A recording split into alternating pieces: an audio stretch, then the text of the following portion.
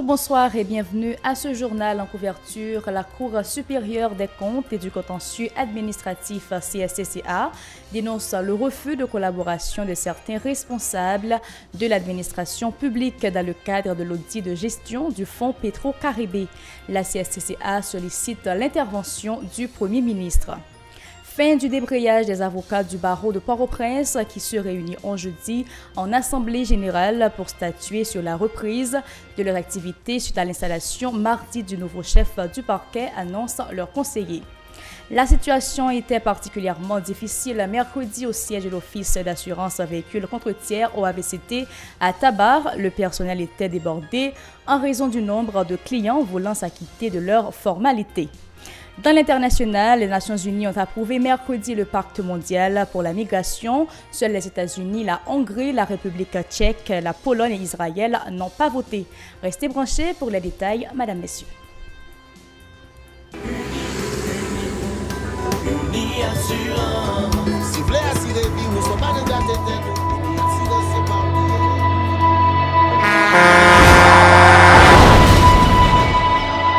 En général, moun pa reme pran assurance.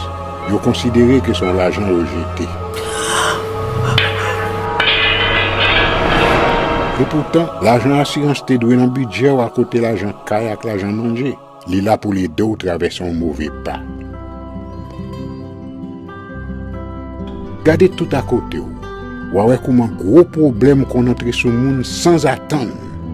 Mandez Dieu pardon, ça qu'arrive au tout.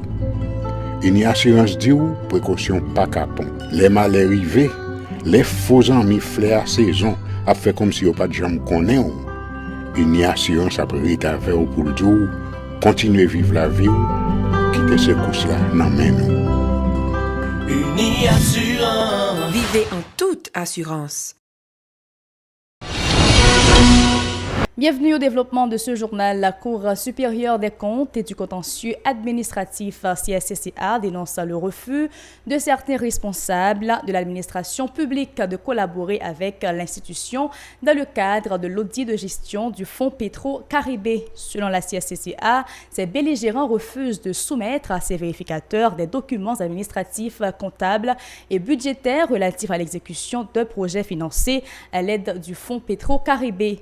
De telles attitudes constituent des entraves sérieuses aux travaux de la CSCCA, appelée à élaborer son rapport dans un bref délai, selon une correspondance adressée par les conseillers au Premier ministre Jean-Henri Séan.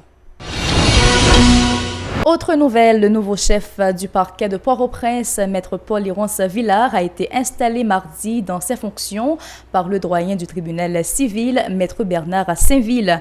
Une initiative saluée par le conseiller du barreau, Maître Robinson Pierre-Louis, en a profité pour annoncer la tenue jeudi de l'Assemblée générale des avocats afin de statuer sur la reprise d'activité dans la juridiction. Robinson Pierre-Louis répondait à Jean Fauchard d'Angers au journal Pacifique Matin ce mercredi. Écoutons ses déclarations.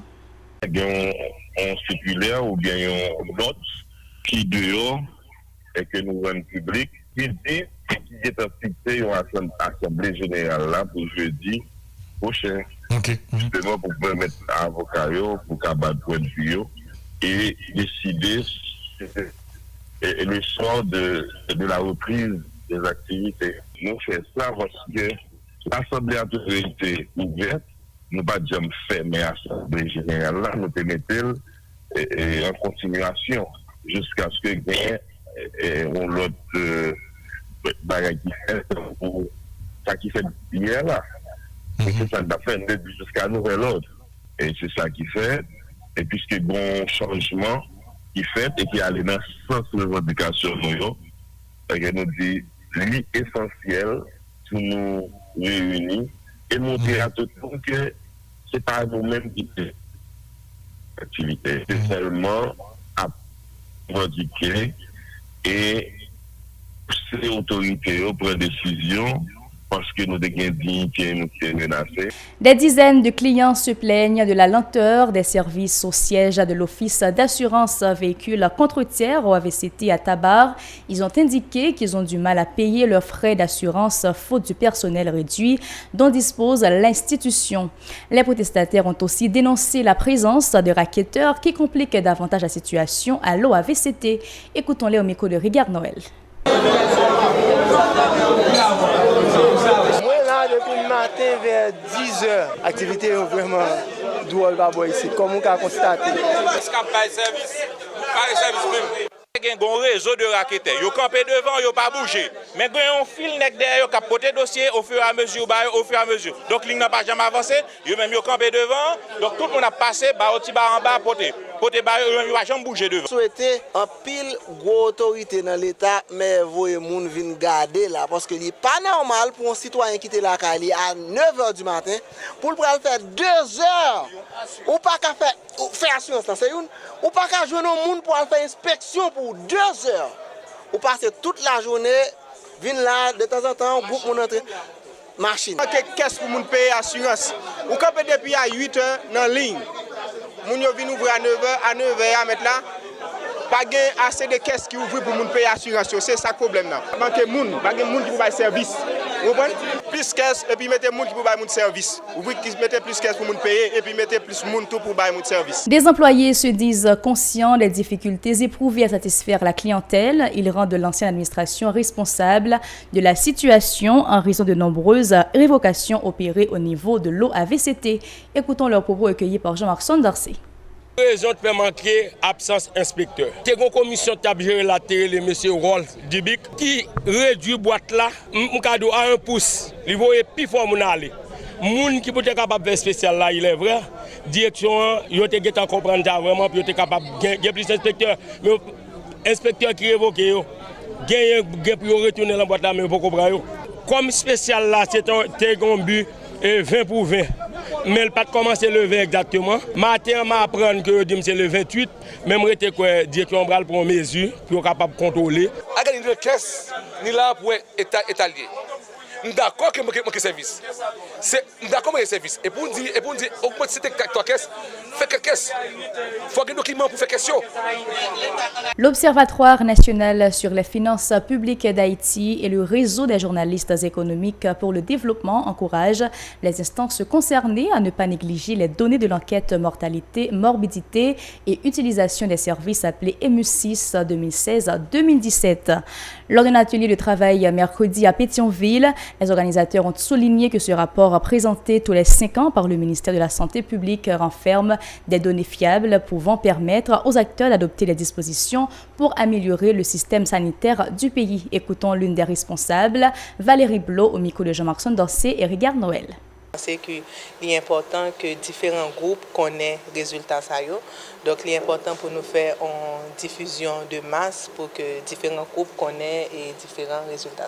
Dans le cas de ça, nous présentons un rapport à différents groupes, soit au niveau départemental, au niveau du ministère. Donc, c'est dans ce sens que la présentation a fait. Il y a des indicateurs qui sont améliorés, il y a des indicateurs qui restent stables. Donc, mais nous-mêmes, ce n'est pas nous pour nous dire si la situation est mal ou pas. Et le résultat, puis Mislan, c'est montrer une photo situation parce que ce sont enquêtes transversales liées. Donc, il montre à un certain moment, mais ça nous est. Donc, par rapport avec ça qui est, donc, l'instance concernée a bien pour prendre des décisions pour prendre. Le rapport a un paquet de chiffres qui est là. Donc, là, nous disons en termes de chiffres, c'est-à-dire qu'il y a un bagage qui a un rapport avec santé maternelle, il y a un rapport qui a un rapport avec santé de l'enfant, il y a un rapport qui a un rapport avec nutrition, il y a un rapport qui a un rapport avec caractéristiques des ménages, il y a des choses qui ont un rapport avec caractéristiques individuelles de chaque enquêteur. Donc, il y a un ensemble de chiffres. Donc, nous ne sommes pas là pour nous choisir tel chiffre pour nous présenter. Il y a des informations tout par rapport avec prévalence hypertension artérielle. Il y a des chiffres qui ont un rapport avec prévalence et l'autre maladie non transmissible, tant que diabète. Donc, ça veut dire que n'y a pas qu'un élément qui est un rapport. Donc, il est intéressant que pour nous regarder le rapport là et choisir ça pour les parties qui sont intéressées. Un rapport pour le public. Là. Donc, ça veut dire que le ministère là, a une information pâle. Tout ministère a différentes informations par eux. Donc, ça veut dire que c'est vrai qu'il y a des indicateurs qui demandent des améliorations. Donc, suivant indicateurs qui nécessaire là, donc il y a point de décision pour y prendre. Enquête latérale environ sur une période de 6 mois. Nous avons commencé en novembre 2016 et nous avons fini en avril 2017. La commission de l'archidiocèse de Port-au-Prince, Justice et Paix de Port-au-Prince a clôturé mercredi son forum de 2 jours sur le droit à l'alimentation à l'intention des étudiants, élèves et des membres de la société civile. Selon les responsables, la structure soumettra sous peu à l'exécutif un ensemble de recommandations visant à lutter contre l'insécurité alimentaire dans le pays. Luxon Julcin est au micro d'Edlène Vernal et David Mercius. Écoutons ses déclarations.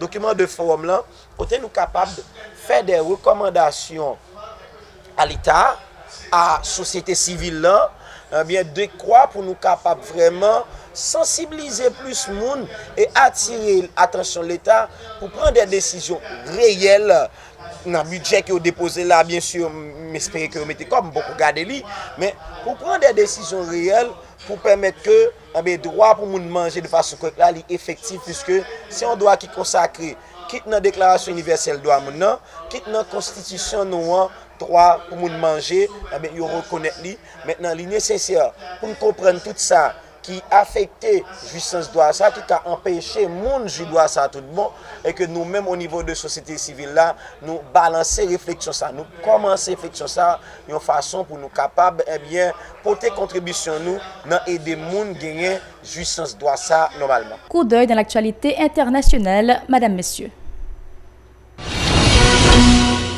À l'étranger, l'Assemblée générale de l'ONU a ratifié mercredi à une très forte majorité le pacte mondial pour les migrations. Ce texte destiné à renforcer la coopération internationale pour une migration sûre déchaîne les passions depuis plusieurs semaines. 5 pays ont voté contre. Il s'agit des États-Unis, de la Hongrie, de la République tchèque, de la Pologne et d'Israël. Lors d'un scrutin, 152 pays ont voté en faveur du pacte qui a été entériné à Marrakech le 10 décembre dernier par 165 membres des Nations Unies, 12 se sont abstenus. Toujours à l'étranger, aux États-Unis, le couple Trump a dévoilé son portrait officiel pour Noël. En effet, à la Maison-Blanche, on ne déroge pas à la règle du sacro-saint portrait de Noël. Pour la 2e fois depuis leur arrivée à Washington, Donald et Melania Trump se sont pliés à la tradition de la photo de fête de fin d'année.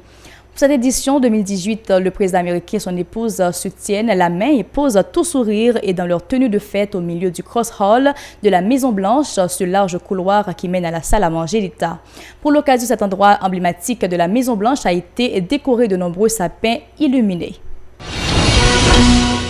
C'est la fin de ce journal. Merci de l'avoir suivi. Restez branchés à la télévision Pacifique pour la suite des programmes. Bonsoir.